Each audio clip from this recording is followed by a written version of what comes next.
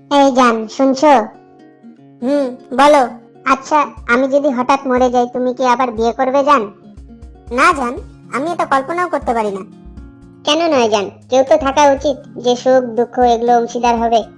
ওহ জান, তুমি আমার জন্য কত ভাবো। হ্যাঁ, তুমি আমাকে কথা দাও, তুমি আমার মৃত্যুর পর বিয়ে করবে আবার। আচ্ছা বাবা, ঠিক আছে, তুমি বলছো তাই, শুধু তোমার জন্যই করব কিন্তু। আচ্ছা, তুমি কি তোমার নতুন স্ত্রীকে এই বাড়িতেই রাখবে? হ্যাঁ, কিন্তু তুমি যে রুমে থাকো সেই রুমে কখনোই না। তুমি কি আমার গাড়িটা ওকে দিয়ে দিবে? না জান, কখনোই না, ওর জন্য আলাদা গাড়ি থাকবে। আর তুমি কি আমার গয়নাগুলো ওকে দিয়ে দেবে?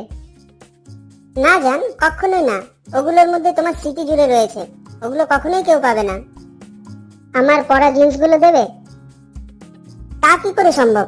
তোমার তো 34 লাগে, আর ওর তো 30। 30 লাগে না, 30। দাঁড়াও।